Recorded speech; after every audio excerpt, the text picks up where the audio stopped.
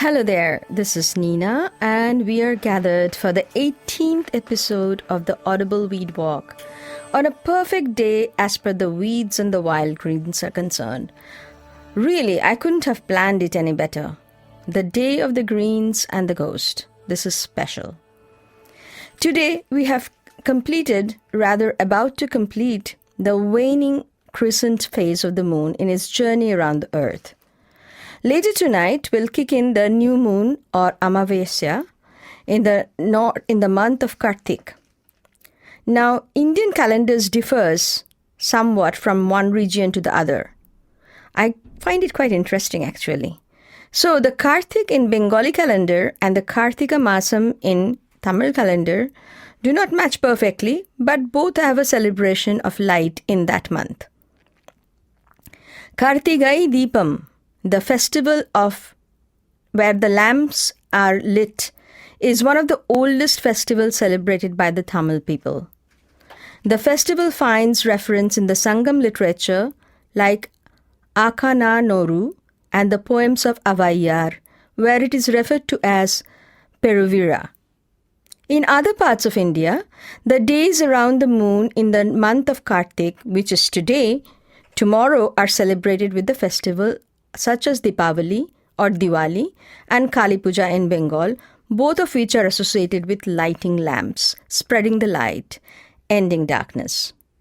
In Bengal, tonight is Bhut Chaturdashi, the day of the ghosts.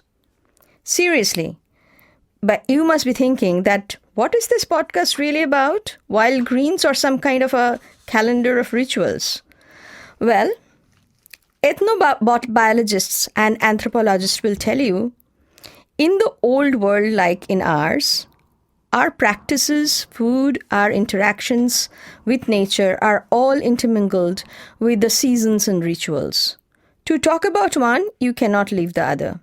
Actually, I find all these backstories about festivities and practices very interesting. Do you? I think it's all good, even intriguing, as long as we do not banish the rational thinking and let rituals rule over our lives, right? Well, all these stories about Kartik month and the Festival of Lights are preamble to introduce you to Bhut Chaturdashi, the night of the ghosts and the day of the greens or Choddo Shag. Choddo means 14 and Shag is the wild, beautiful greens.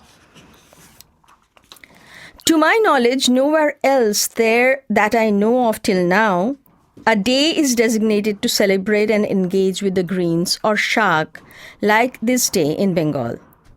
The list of greens or Shag has changed over time, I guess with availability. So cultivars and greens or veggies have slipped in.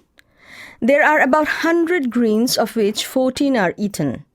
All greens in older traditional list are most of those which are those in the current ones are grows as wild weedy greens. Have a look. When this podcast will be posted, you will find the first one, which actually is the list of the greens traditionally used, and also substitute greens, a few of them that were also traditionally used. And many of them are actually currently used. So today on the Bhut Chaturdashi, we remember and seek blessing from 14 generations of our ancestors who come to visit by lighting 14 lamps. The lamps are also to ward off the darkness within and beyond. As per the ritual, 14 different greens are taken, soaked in water, sprinkled around the house to ward off any unsatiated soul who to come along, perhaps along with our ancestors. The greens are then stir-fried, typically with mustard oil, and consumed with steaming rice to spread the positive energy. End of any fear or insecurity is marked by the worship of goddess Kali, yet another form of Shakti, the goddess of inner strength, on the next day. Eating greens finds its mention in both epics, Ramayana and Mahabharata. In the latter, Yudhishthir had visited Shakambari Durga, the goddess of greens and vegetables.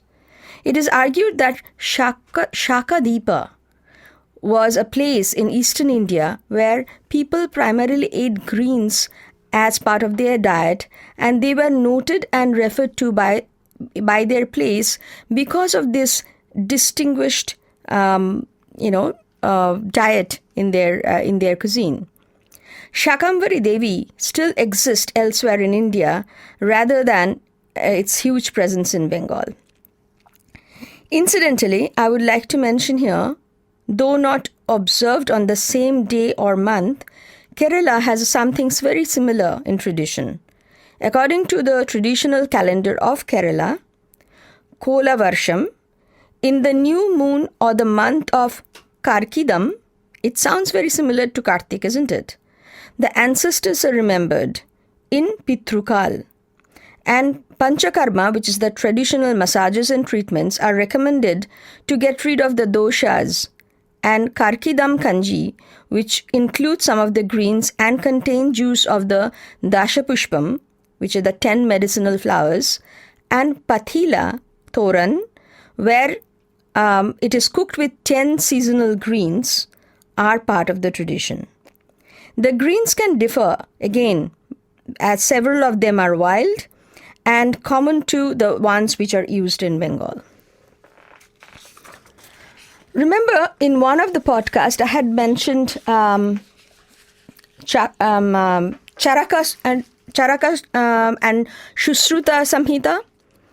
They are the two oldest Samhitas, or the compilation of information and guidelines related to Ayurveda.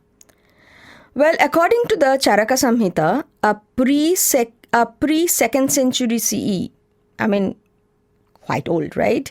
We must eat edible greens and herbs in the month of Kartika to boost our immunity and to ward off Yama, or the goddess of death.